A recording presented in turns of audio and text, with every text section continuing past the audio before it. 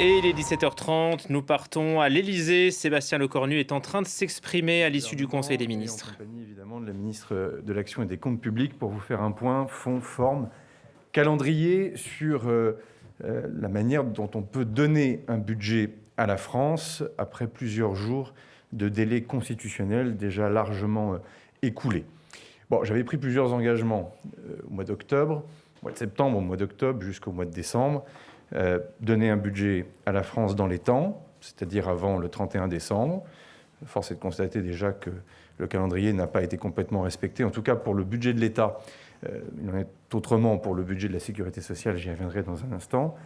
De faire en sorte que ce budget, quoi qu'il arrive, soit à 5% de déficit. Je rappelle qu'il est à 5,4%. Nous sommes à 5,4% de déficit sur l'année 2025. Nous étions à plus de 6% de déficit en 2024. Donc nos engagements internationaux, nos engagements vis-à-vis évidemment de nos partenaires européens, enfin tout simplement la crédibilité de la signature de la France dépend effectivement beaucoup de cette parole donnée à 5%. Et puis, sur un terrain plus politique et personnel, j'avais pris aussi un engagement, et plus qu'un engagement, j'ai fait un pari, qui était le pari de se dire qu'après deux censures de deux gouvernements différents, il fallait gouverner différemment, partager le pouvoir avec les collectivités locales, c'est toute l'initiative qui a été prise sur la décentralisation, avec les partenaires sociaux. Je rappelle quand même le contexte social plus que tendu au mois de septembre dernier, manifestations, une mobilisation de l'intersyndicale très puissante, des mouvements d'ordre public difficiles à gérer avec l'extrême gauche et le mouvement Bloquons tout. Et au fond, il fallait être complètement décalé par rapport à la réalité politique que la dissolution et le nouveau scrutin avaient donné, le nouvel équilibre au sein de l'Assemblée nationale, pour ne pas justement gouverner différemment. Et au fond, ce pari, parce que c'était un pari, c'était de se dire qu'il fallait que le Parlement aille jusqu'au bout des débats, jusqu'au bout de ses votes, jusqu'au bout de ses amendements, pour au fond déjà avoir aussi un moment de grande clarification.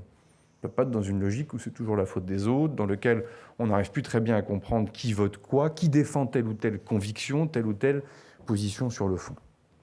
Cette méthode, au fond, elle a bien fonctionné pour le PLFSS, c'est-à-dire le projet de loi de financement pour la sécurité sociale, dans lequel très vite, au fond, dans l'hémicycle, parce que c'est là aussi on a pris le plus de temps tout au long de l'automne, une ambiance, au fond, de calme s'est installée, a permis d'avoir un travail particulièrement exigeant. Je rappelle que les deux textes cumulent en tout pratiquement 350 heures de débat depuis le début, ce qui est absolument colossal, plus évidemment les nombreuses heures de travail qui ne se voient pas dans les différentes réunions. Ça nous a amené, chemin faisant, à avoir un compromis, puis un projet de loi de finances pour la sécurité sociale qui a été voté, partant aussi du principe d'ailleurs, tirant aussi quelques conclusions, enseignements aussi de ce qui avait pu se passer sous les gouvernements de Michel Barnier et de François Bayrou, que je salue pour leur engagement et leur courage, aussi d'afficher clairement les éléments de compromis et de démarrer parfois les discussions parlementaires par ces éléments de compromis. Sur le projet de loi de finances pour l'État, les choses se sont convenablement passées jusqu'à Noël. Elles se sont largement gâtées depuis Noël. Alignement, en tout cas désalignement profond entre le Sénat et l'Assemblée nationale, avec une commission mixte paritaire avant Noël qui a duré quelque chose comme 40 minutes, ce qui donnait déjà d'entrée la tonalité et l'ambiance. Je rappelle que les ministres et le gouvernement ne siègent pas dans cette commission. Des échanges avec les ministres et les formations politiques entre Noël et le jour de l'an qui ont laissé à montrer qu'un chemin était possible. Une reprise des débats en commission à l'Assemblée nationale avec très vite un raidissement, et je l'ai déjà dénoncé à de nombreuses reprises, des tentatives très claires de pression, de sabotage, notamment de la part de la France Insoumise et du Rassemblement national, puis progressivement la désertion de certains groupes politiques qui, jusqu'alors, bien que groupes politiques dans l'opposition très exigeants, avaient accepté de mener un travail de fond, je pense aux écologistes et aux communistes, ils ont décidé, pour des raisons qui leur appartiennent et que je respecte, mais enfin que je ne comprends pas, je les respecte mais je ne les comprends pas, c'est de ne plus venir à ces réunions de travail depuis le début du mois de janvier. Et donc là, évidemment, on a quelque chose qui a commencé à s'embourber, à s'enrayer, avec au fond cette circonstance un peu particulière d'un gouvernement qui veut que les débats aillent jusqu'au bout, mais un Parlement qui de lui-même a acté que, en tout cas certaines composantes du Parlement qui ont acté que les travaux, eux, ne pouvaient pas aller jusqu'au bout. Ce qui m'a amené, avec les ministres, la semaine dernière, à devoir constater les 4 options, au fond, que nous avions sur la table. La première, c'est de ne pas changer de stratégie, peut-être de s'entêter, en tout cas certains ont commencé à le dire, et de se dire, on va renoncer aux outils du parlementarisme rationalisé jusqu'au bout, et coûte que coûte, il faudra qu'il y ait un vote. C'est-à-dire, en clair, permettre une navette jusqu'au moment où Assemblée nationale et Sénat s'accorderont. C'est-à-dire, en clair, renvoyer le texte au Sénat, de le faire encore cheminer dans cet entonnoir, de le renvoyer à l'Assemblée nationale, et de guerre lasse, au fond, dire et prendre l'opinion publique à témoin en disant, vous voyez, le pouvoir a complètement été rendu au Parlement, mais enfin, il faut accepter d'avoir peut-être un budget en avril ou en mai, et probablement pas à 5%. Je me dois, pour être complètement être direct et sans langue de bois, que cette perspective m'a quand même traversé l'esprit. Enfin, comme il se trouve que j'avais dit qu'il fallait un budget vite, comme il se trouve que j'avais dit qu'il fallait un budget à 5%, et puis comme il se trouve que depuis le début, comme ancien ministre des Armées de surcroît, je suis très inquiet du décalage entre la vie politique nationale et la vie internationale géopolitique qui ne cesse de se dérégler, y compris depuis ce début d'année, on voit bien que cette option, au fond, aurait viré à une forme d'entêtement de ma part.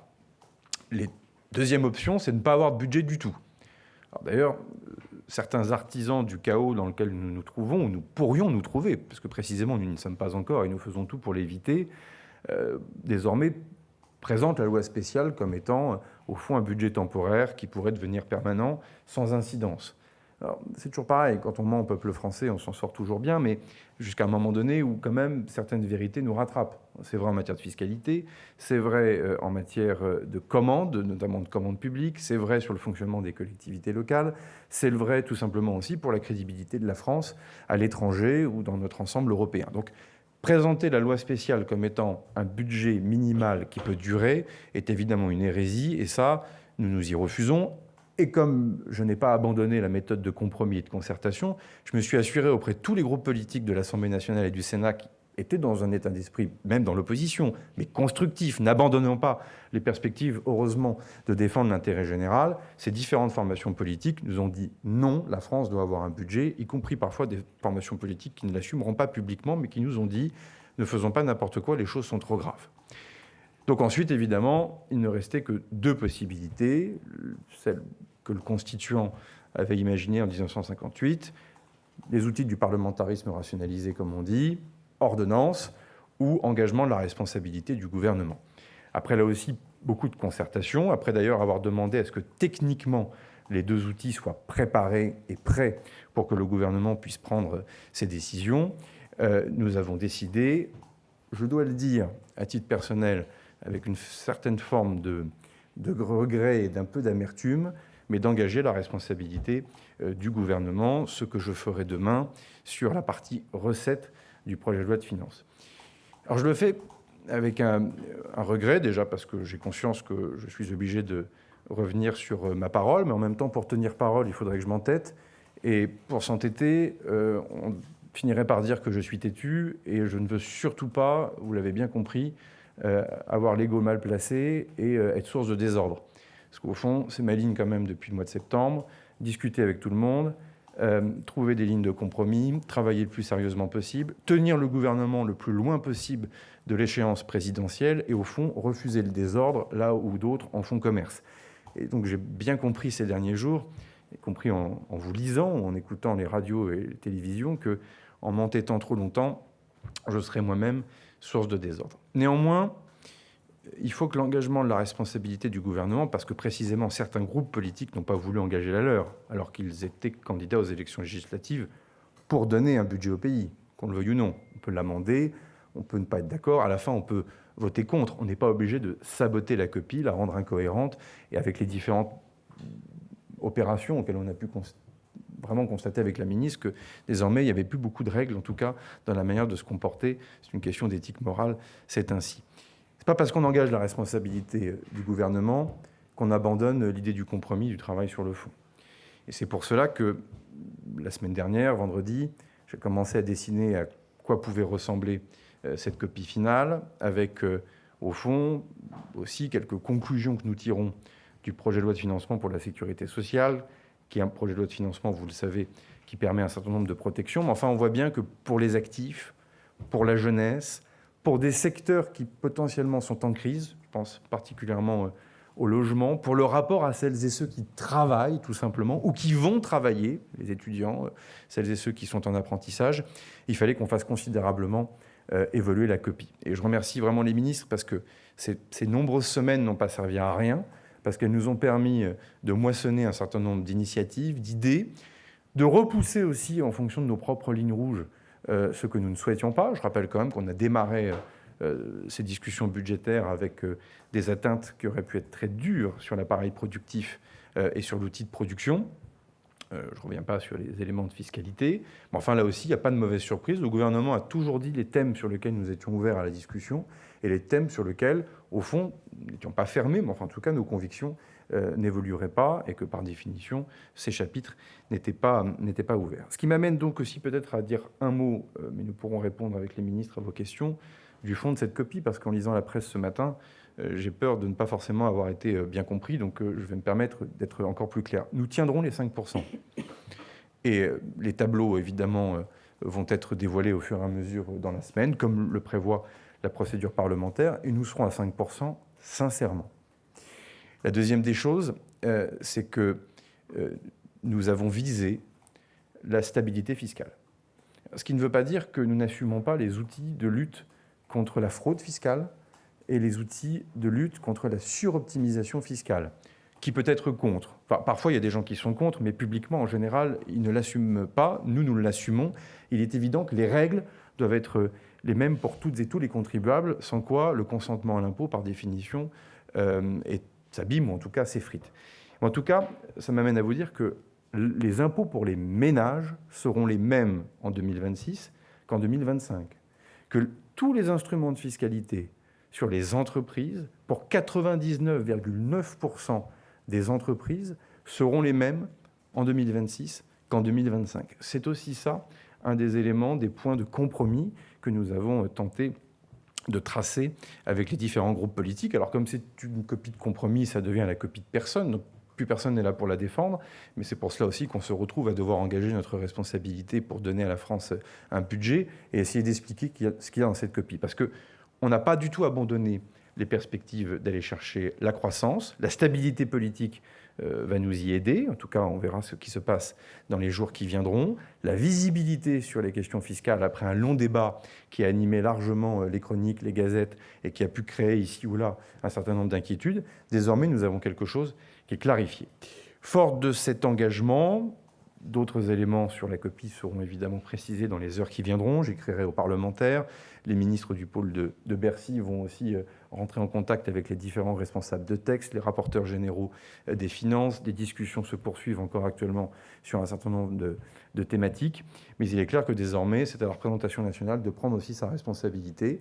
Est-ce qu'on renoue avec un scénario de crise ou est-ce qu'après tous ces efforts de compromis, après une méthodologie, je crois, qui était la seule, au fond, que nous pouvions prendre et opter à l'automne dernier, est-ce qu'on va vers une sortie, au fond, de cette mauvaise séquence que nous connaissons depuis le mois de septembre, ou est-ce qu'au contraire, nous replongeons dans un moment d'aléas, de difficultés? Vous l'avez compris, je ne le souhaite pas, surtout au moment où l'actualité internationale nous rattrape largement et n'est pas sans impact sur la vie politique intérieure. Si vous en êtes d'accord, je me propose de répondre à vos questions. Bonjour, Monsieur le Premier ministre, Bastien Auger pour TF1 et LCI. Vous avez vous-même expliqué les raisons de votre choix de renoncer à votre engagement sur le 49.3. Est-ce que vous considérez que c'est votre échec et celui de votre gouvernement? Et est-ce qu'il y a un risque que cela décrédibilise la parole publique, la parole de l'État? Je pense que c'est... Enfin, faut être humble. C'est un semi-succès, semi-échec. Ça a fonctionné sur la sécurité sociale, personne n'y croyait. Et ça a eu un mérite énorme, de remettre du sérieux et du calme dans la vie politique du pays. Après, c'est un pari qui a emmené plusieurs personnes. Alors, je vous rappelle que l'abandon du 49.3 était demandé par les forces politiques à l'Assemblée nationale, et vous voyez bien que ces lignes évoluent depuis quelques jours, tout simplement parce que tout le monde en arrive aussi à la conclusion qu'on va dans une impasse. Deuxième des choses, je ne sais pas complètement répondre à votre question, c'est dans 15 jours qu'on saura si tout cela est un échec complet ou pas. Parce qu'au fond, quand même, la première mission du gouvernement de la République, c'est de donner un budget à la nation. Avant tout. Et d'ailleurs, dans les nombreuses paroles que j'ai pu avoir et prendre, c'était de donner un budget à la nation. Et l'abandon du 49.3 était une des conditions pour y arriver. Depuis plusieurs jours, on s'aperçoit que le 49.3 devient la condition pour avoir un budget. Je ne suis pas têtu. Est-ce que c'est ma conviction? Non. Parce que moi, je reste persuadé que notre démocratie parlementaire, elle doit gagner en maturité. Et qu'au fond, qu'à un moment donné, on se retourne systématiquement vers l'exécutif n'est pas une bonne chose sur le long terme. J'ai beaucoup voyagé comme ministre des Armées dans plein de capitales européennes. Il y a des démocraties parlementaires qui sont des modèles, à mon avis, à suivre et qui sont complètement compatibles avec notre Ve République. En tout cas, je suis gaulliste et je défends la Ve République. Ce que je vois, c'est que beaucoup de personnes qui promeuvent une Sixième République, visiblement, sont croyants mais pas pratiquants.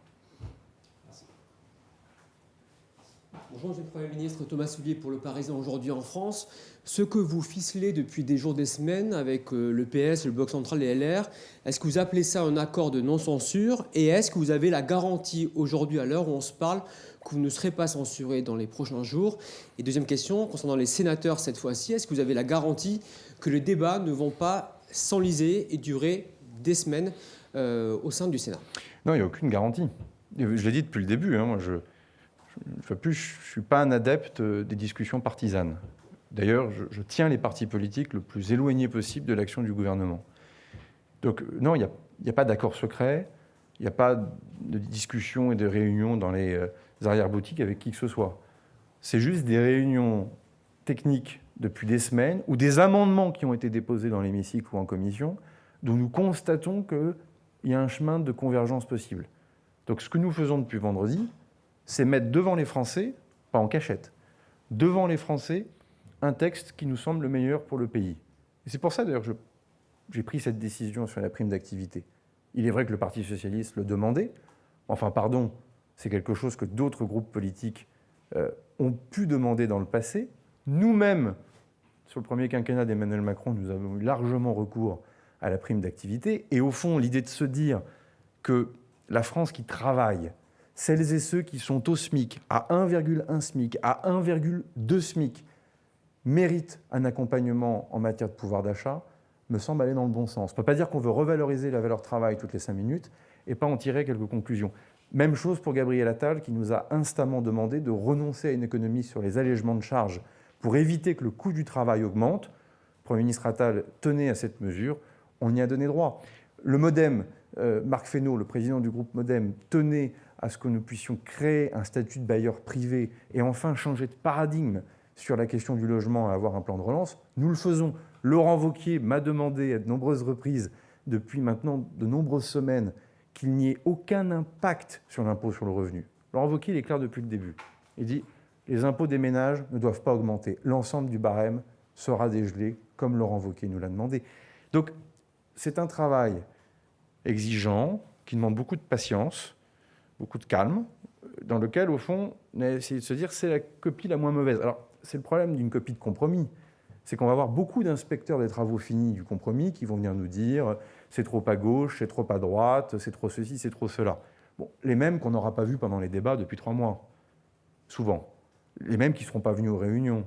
Les mêmes qui, parfois, d'ailleurs, ont des ambitions politiques pour la suite. C'est la vie des bêtes.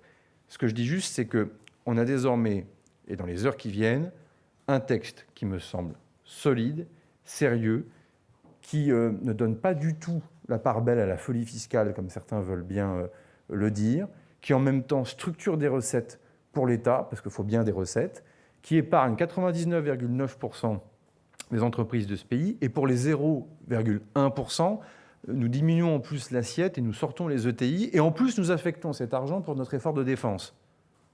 Si on est gaulliste, on peut aussi être un peu patriote. Ça fera de mal à personne. Donc voilà, je prends sur moi ce texte de compromis, puisque plus personne ne veut complètement l'endosser. Je le donne au Parlement et j'engage la responsabilité du gouvernement pour ce faire, parce qu'une fois de plus, on est la France. Et donc je pense qu'on va arrêter de se donner en spectacle devant le monde entier pendant de nombreuses semaines et nous permettre de donner un budget à la nation. Merci. Monsieur le Premier ministre, bonjour. Christelle Méral, France Télévisions. Va donc y avoir, vous le rappeliez à l'instant, donc une surtaxe sur l'impôt sur les bénéfices pour les grandes entreprises. Est-ce que leur compétitivité, la compétitivité des entreprises ne va pas en souffrir, comme le dénoncent les organisations patronales? Et puis, autre point, vous venez de dire que nous tiendrons les 5%. Alors, quelles économies allez-vous faire pour justement rester dans les clous des 5%? Et puisque je partage la parole, je vais partager la parole avec la ministre de l'Action des Comptes Publics et je redirai un mot pour vous répondre après.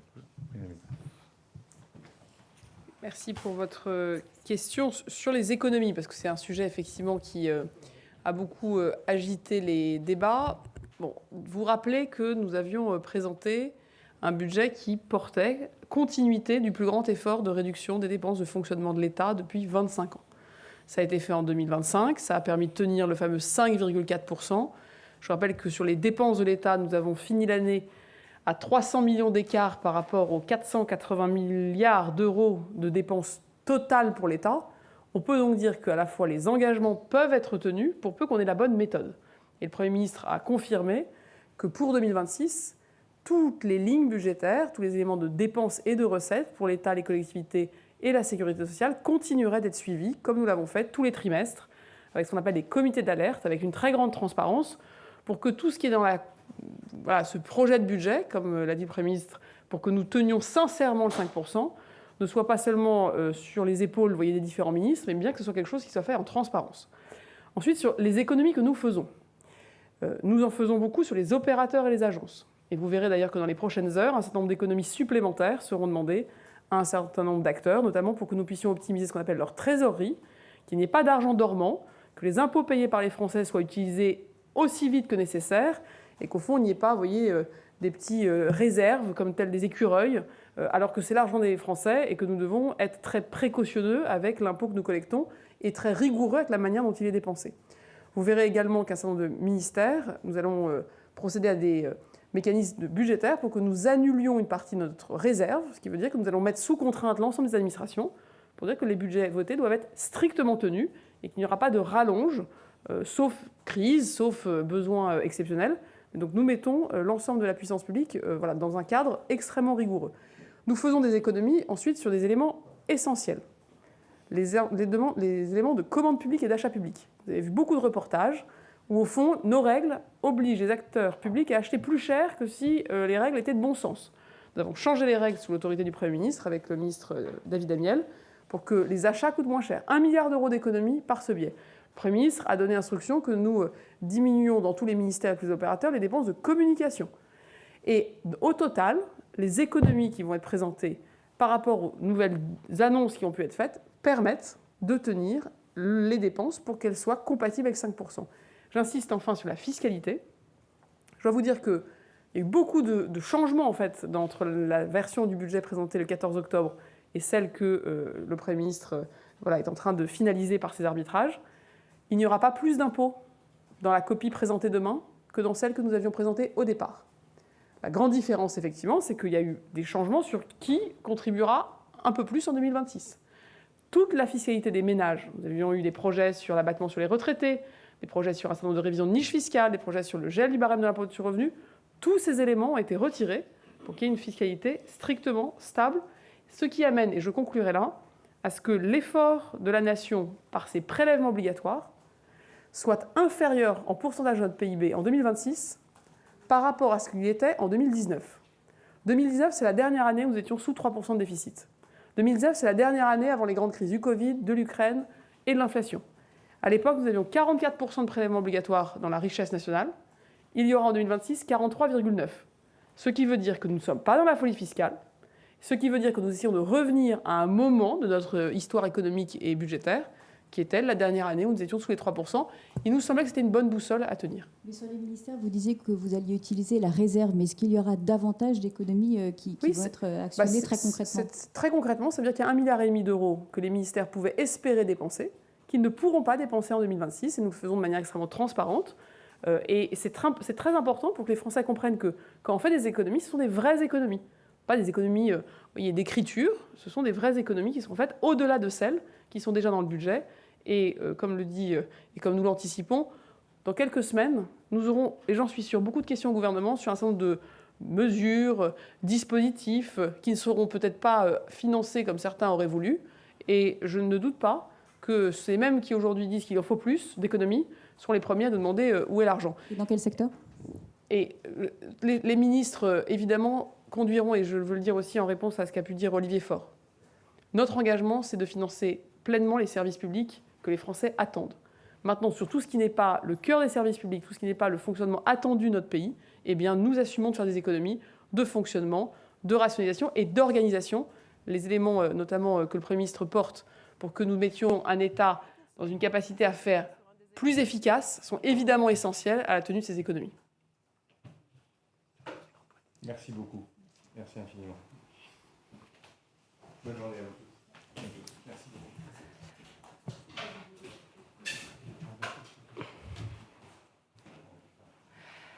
Merci à tous. Alors moi, je vous propose qu'on continue pour la partie plus formelle.